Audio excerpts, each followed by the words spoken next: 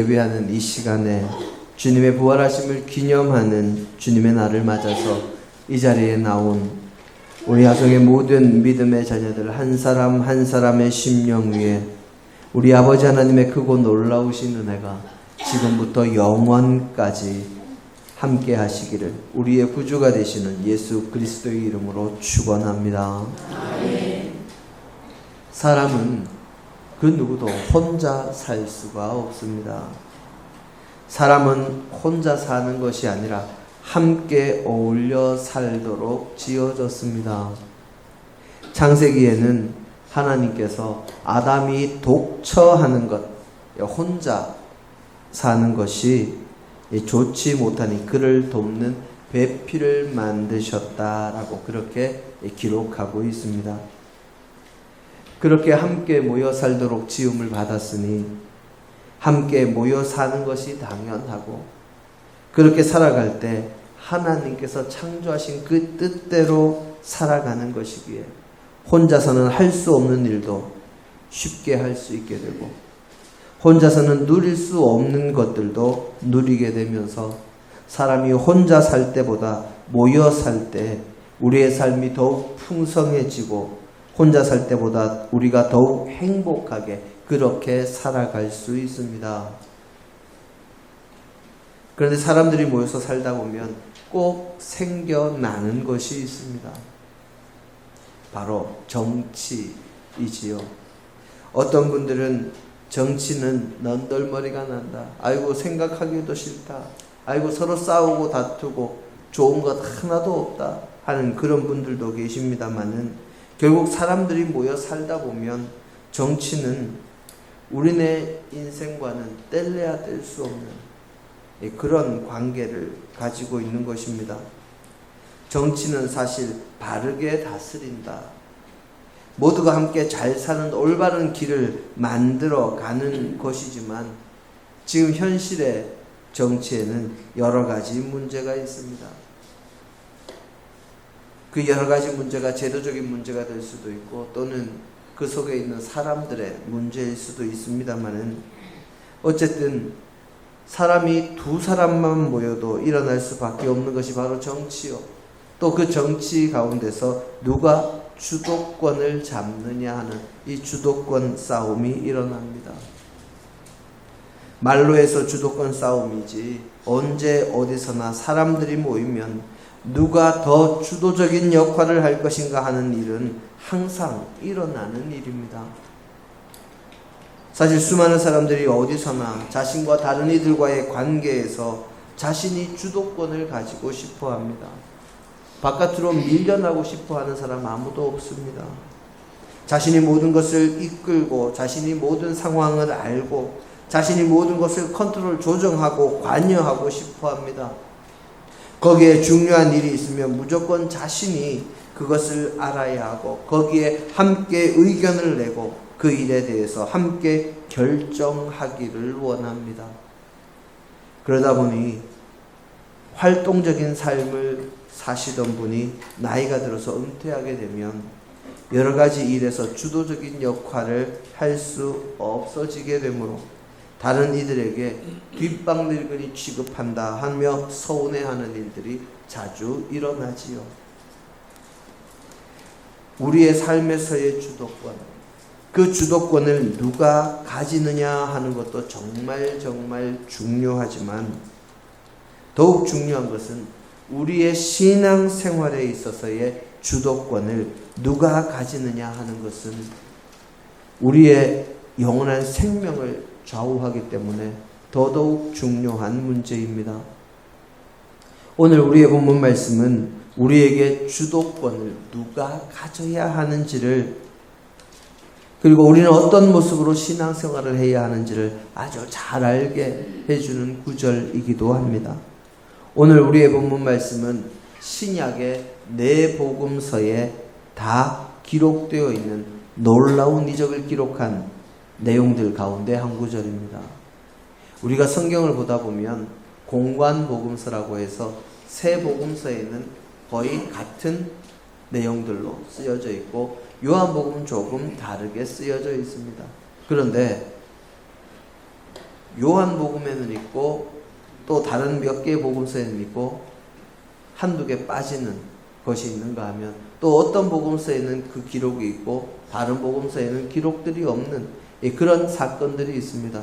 심지어 예수님께서 바다를 잔잔하게 하신 그 사건들도 내 복음서에 같이 쓰여져 있지 않은 경우가 얼마나 많은지 모릅니다. 경우가 있습니다. 그리고 그런 사건들이 얼마나 많은지 모릅니다. 그런데 오늘 우리의 이 본문 말씀, 바로 오병이어의 기적이라고 하는 이 말씀은 4개의 복음서에 전부 다 기록이 되어 있습니다.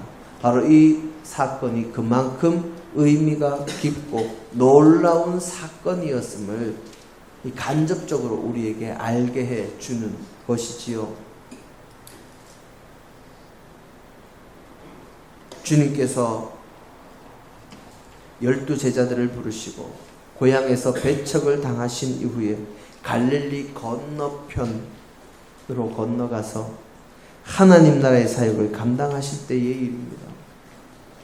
주님께서 고향에서는 배척을 받으셨지만 주님을 따르는 무리는 날이 갈수록 늘어나고 있었고, 오늘 우리의 본문의 사건이 일어날 때까지 정말 구름 같은 군중이 주님을 뒤따르는 중이었습니다.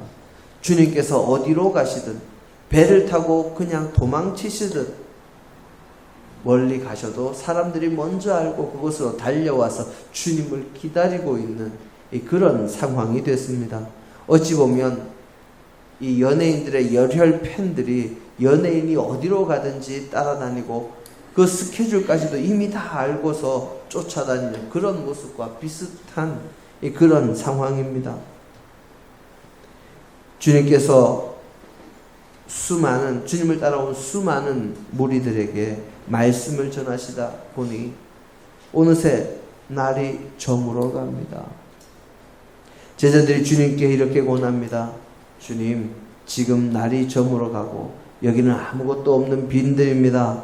그러니 어서 사람들을 보내서 인근 마을에서 먹을 것을 사서 먹게 하는 것이 어떻겠습니까? 하는 말씀을 주님께 드렸습니다. 주님께서 제자들의 이야기를 들으시고 이들이 갈 것이 없다 하시면서 너희가 그들에게 먹을 것을 주어라 하고 그렇게 말씀하십니다. 주님의 제자들이 평소에 먹을 것을 아주 가득 풍성하게 짊어지고 다니는 것도 아닌데 대충 눈으로 보아도 한눈에 다 담을 수도 없을 정도의 무리에게 먹을 것을 주라고 하시니 제자들이 무리가 많음을 이야기하면서 200데나리온어치의 빵을 사도 이들에게 부족하겠다 하는 말을 합니다. 200데나리온이라면 장정의 약 7개월치 봉급에 해당하는 금액입니다. 장정의 하루 일당이 한 데나리온이니까 200데나리온이면 200일.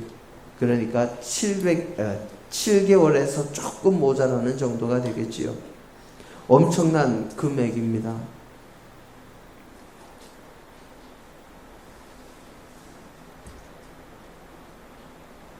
제자들이 슬쩍 한번 살펴보아도 매우 많은 군중, 자신들이 가진 것도 없고 수중에 돈도 그리 많지 않고 어떻게든 이 사람들을 보내야 먹을 것을 구해서 주님과 자신들도 이 식사를 할 수 있을 것인데 주님께서는 군중들을 보내실 생각도 하지 않으시고 도리어 먹을 것을 주어라 하고 말씀하시니 제자들에게는 참으로 난감한 노릇입니다.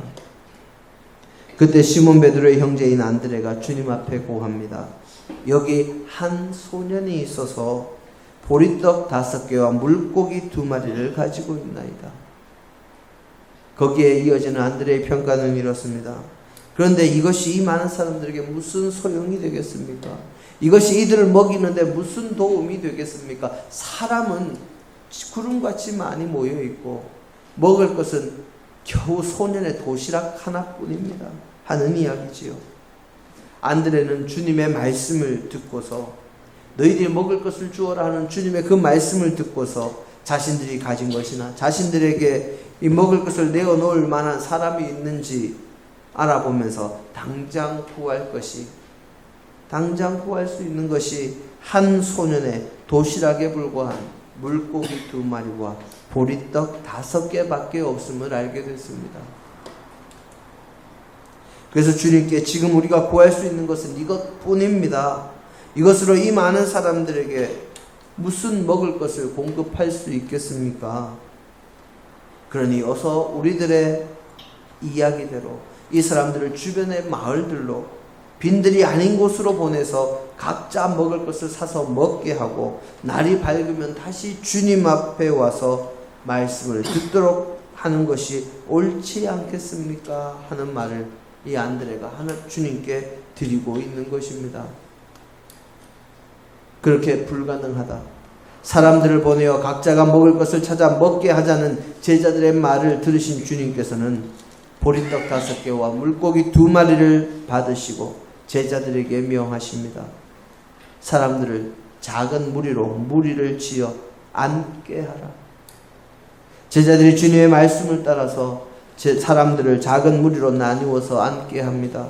한 무리가 50명쯤 되게 앉게 했더니 주님께서 그것을 보시고 하늘을 향해 기도하시고 그들을 향해 축사하신 후에 제자들에게 그 떡과 생선을 나누어 주시면서 물고기를 나누어 주시면서 사람들에게 나누어 주되 각 사람이 원하는 대로 나누어 주라고 말씀하십니다. 그리고 먹고 남은 것은 버려두지 말고 거두라 하고 말씀하시지요. 제자들이 주님의 명령대로 행했더니 아무리 나누어 주어도 보리떡과 물고기가 줄어들지 않습니다. 한 소년의 도시락에 불과한 것이었으니 그것을 다 가져도 한 사람의 성인의 배고픔을 해결하기도 부족할 것이 당연함에도 주님께서 나누어 주신 것을 50명쯤 되는 무리에게 나누어 주어도 여전히 남아 있습니다. 그 옆에 있는 50명의 무리에게 가서 나누어 주어도 여전히 남아 있습니다. 모든 무리에게 각자가 원하는 만큼 나누어 주어도 도무지 줄어들지를 않습니다. 제자들이 주님께서 주신 것을 자리에 앉은 모든 무리들에게 나누어 주고 자신들과 주님께서 드실 것까지 준비해 놓았음에도 부족하지가 않습니다. 거기에 남은 부스러기를 모으라 하는 말씀에 그대로 따랐더니 12광주리가 가득 차는 놀라운 역사가 일어났습니다. 한 명의 성인이 먹기에도 부족할 분량의 음식이 성경의 기록에 따르면 어린아이와 노인과 여자를 제외한 장정만 5,000명에게 나뉘어졌고 그들이 먹고 남은 것을 거두었는데 12광주리가 되었다고 합니다. 어린아이, 노인, 여자 다 빼고 장정, 이제 20부터 50까지 그 나이의 사람만 장정으로 치니까 그 전체 인원은 얼마나 더 많았을까? 학자들은 최소한 2만 명이 넘었을 것이다 라고 그렇게 이야기를 합니다. 그런 사람들에게 다 나누어 주었는데 12광주리가 남았습니다. 물고기 2마리로 2만 명이 먹었습니다. 작은 보리떡 5개로 2만 명이 먹었습니다. 그런데 부족한 것이 당연한데 먹고도 남았습니다. 제자들의 입장에서는 도저히 상상도 할 수 없는 놀라운 역사, 놀라운 결과가 일어난 것이지요. 그렇습니다. 한 소년의 도시락은 그 소년의 손에 있으면 그 소년의 배고픔을 해소하고 하루를 살아갈 영양분을 채우는 도구로 끝이 납니다. 주님의 제자들의 손에 있으면 그것은 자신들의 배고픔을 채우기에도 빈약한 분량이요, 지금 당면한 수많은 무리를 먹이는 문제에 있어서는 도무지 어떻게 해결할 수 없는, 문제 해결에 전혀 도움이 되지 않을 분량의 식량이었습니다. 하지만 그것이 주님의 손에 붙잡혔을 때, 주님의 손에 들여졌을 때 놀라운 역사가 일어났습니다. 주님의 기도와 축사 이후에 한 소년의 도시락이 주님의 개입으로 각 사람에게 나누어지기 시작할 때 그 도시락, 그 보잘것없는 한 소년의 도시락은 엄청난 기적의 도구, 역사의 출발점이 되었습니다. 장정만 5,000명에 달하는 사람에 비하면 한 소년의 도시락은 정말 보잘것없고 아무것도 아니지만 그것이 우리의 주님이신 예수님의 손에 들어가는 순간 그것은 놀라운 기적의 출발점이 되었고 5,000명을 먹이고도 남을 분량의 음식이 되었습니다.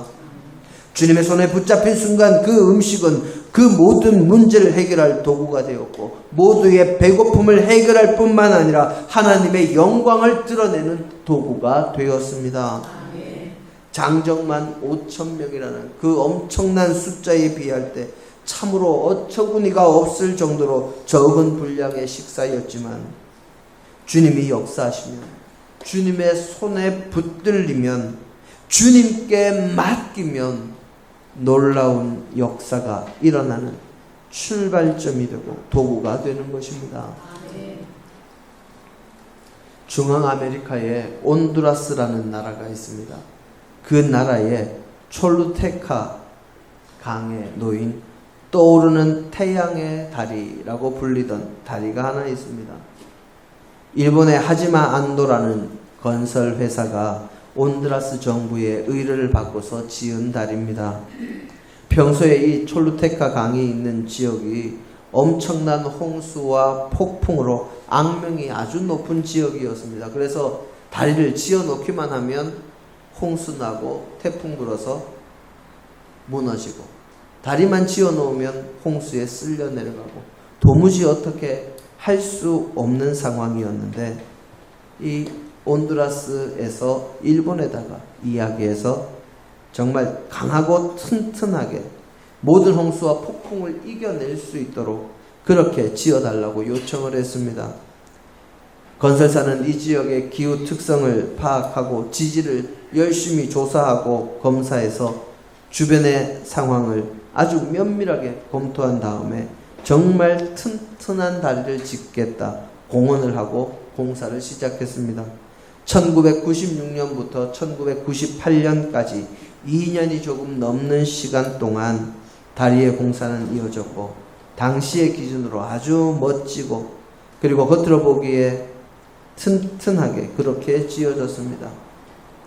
이 다리는 길이가 484m로 일본 회사가 라틴 아메리카 지역에 지은 가장 큰 다리였습니다. 사진 한번 보여주실까요?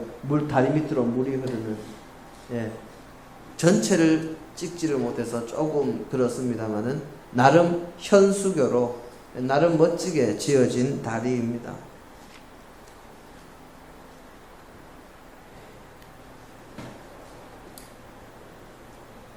그런데 이 다리를 완성한 1998년 라틴 아메리카의 미치라는 이름의 아주 강력한 허리케인이 찾아왔습니다. 이 허리케인 미치는 온두라스를 아주 정확하게 강타했고, 온두라스는 엄청난 허리케인의 위력 앞에 큰 피해를 입었습니다. 허리케인이 엄습해 있던 그 4일의 기간 동안 온두라스에 무려 1900mm의 비가 내렸다고 그럽니다. 우리나라 1년 강우량 정도 됩니다. 4일 동안. 엄청나지요. 모든 강들이 범람했고 정부의 주요 기관들과 국가의 기반 시설들이 침수되는 피해를 입었고, 수많은 건물들도 다 침수가 됐을 뿐만 아니라 재난을 당했습니다. 거기에 인명도 7,000명이나 죽는 이 엄청난 비극을 겪었습니다. 촐루테카 강 역시 허리케인 미치의 영향을 벗어날 수가 없었고 엄청난 홍수로 강물이 범람했습니다. 그런데 이런 엄청난 홍수에도 떠오르는 태양의 다리, 이 일본 회사가 지었다는 다리는 무너지지 않고 자신의 자리를 아주 굳건하게 지켜냈습니다. 촐루테카 강의 모든 다리가 다 무너지고 유실된 상황에서 혼자 남았으니 이 참으로 튼튼한 다리요, 이 모든 면에서 참으로 잘 지은 다리입니다. 그런데 이 다리에 아주 큰 문제가 생겼습니다. 무슨 문제일까요? 첫째는 이 다리 주변에 있던 도로가 홍수로 다 유실됐다는 것입니다. 너무나 큰 홍수가 지나가고 나니까 이 어디에 도로가 있었던 것인지, 그리고 그 도로에 아스팔트까지 다 떠내려가서 도무지 어디로 어떻게 길을 내야 할지 찾을 수가 없었습니다. 그런데 도로가 유실된 건 큰일이 아닙니다. 더 큰 문제는 다른 곳에 있었습니다. 그 다음 사진 한번 보여주시겠습니까? 지금 여기 있는 이 다리가 떠오르는 태양의 다리고요. 그 옆에 흐르는 물이 촐루테카 강입니다.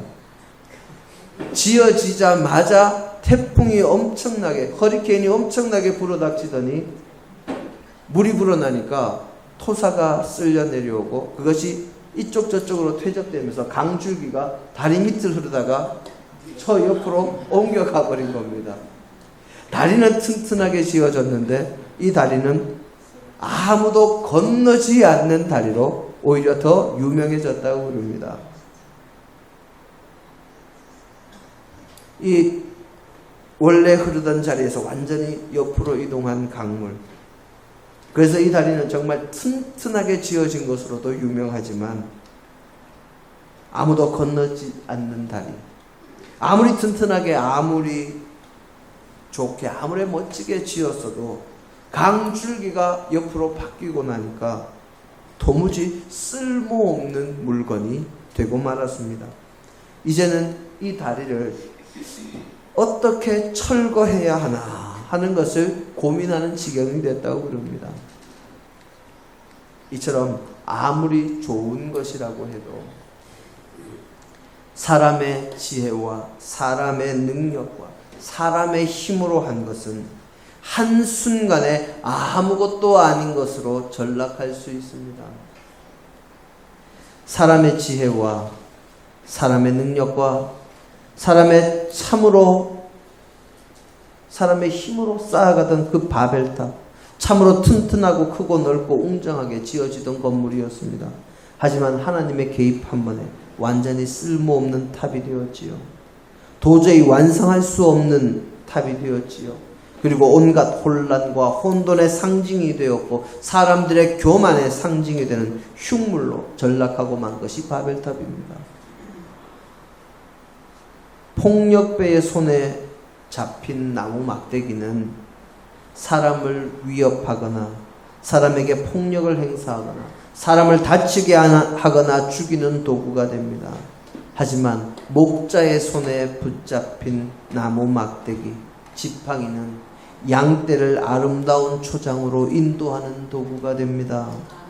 골짜기에 떨어진 양을 건져 올리는 생명 구출의 도구가 됩니다. 양들을 해치는 악한 맹수로부터 양들을 지키는, 생명을 살리고 생명을 지키고 생명을 풍성하게 만드는 귀한 도구가 됩니다. 그리고 하나님의 사람 모세의 손에 잡힌 나무 막대기, 그 지팡이는 엄청난 능력의 도구가 되었지요. 지팡이가 한순간에 뱀으로 변하기도 하고, 지팡이 잡은 손을 앞으로 내뻗었더니 그 지팡이가 가리키는 방향대로 바람이 불면서 바다가 갈라지고, 또 지팡이로 반석을 두들겼더니 반석을 뚫고 물이 콸콸콸콸 솟아나게 하는 도구가 되기도 하는 엄청난 기적과 이사의 도구가 되었던 것이 바로 그 모세의 지팡이, 모세의 손에 잡힌 나무 막대기였습니다. 똑같은 물건이라도 누구의 손에 붙잡히느냐에 따라서 완전히 달라집니다. 사람도 마찬가지입니다. 내가 주도권을 가지고 내가 무언가를 하려고 할 때와 하나님께 주도권을 내어드리고 하나님께 맡기고 하나님의 인도하심을 따라서 하나님의 손에 붙잡혀 나아갈 때는 자기가 할 때와 완전히 달라집니다. 사도 바울이 자신의 삶의 주도권을 가지고 자신이 행할 때는 그가 할 수 있었던 일은 사람을 죽이고 사람을 핍박하고 자신의 영광을 드러내고 자신이 출세하기 위한 일에만 몰두하는 그런 사람에 불과했지만, 그리고 그런 인생에 불과했지만, 그가 주님을 만나고 주님께 주도권을 온전히 내어드렸을 때, 그때에는 수많은 사람들의 병을 고치고 장애를 회복시키고 많은 이들을 구원하며 영원한 생명의 길로 인도하는 사도가 되었습니다. 나도 내가 주도권을 가지면 사람의 힘과 능력과 지혜에 불과한 일을 하는 사람에 지나지 않겠지만, 하나님께 나의 삶의 주도권을 드리면, 내가 하나님의 손에 붙잡히면 한 소년의 도시락이 주님의 손에서 엄청난 기적의 출발점으로 변화된 것처럼 나도 변화되고 하나님의 놀라운 역사의 출발점이 될 수 있습니다. 사랑하는 성도 여러분, 내 인생의 주도권은 어디에 있습니까? 혹시 다른 사람에게 내어주셨습니까? 다른 사람에게 내 인생의 주도권을 내어주고 다른 사람의 뜻대로 살아간다면 얼마나 힘들고 슬픈 인생입니까? 다른 사람의 뜻대로 살아간다면 그 사람의 도구에 지나지 않는 삶이 될 수밖에 없습니다. 그리고 내 인생의 주도권, 내가 가지고 있습니까? 내가 내 인생의 주도권을 가지면 나만큼 밖에 안 됩니다. 내가 생각할 수 있고 상상할 수 있는 범위 그 이상을 도저히 넘어설 수가 없습니다. 하지만 내 인생의 주도권을 하나님께 내어드리고 내가 하나님의 손에 붙잡혀 있으면 하나님께서 나를 인도해 주시고 하나님께서 은혜와 복으로 함께 해 주십니다.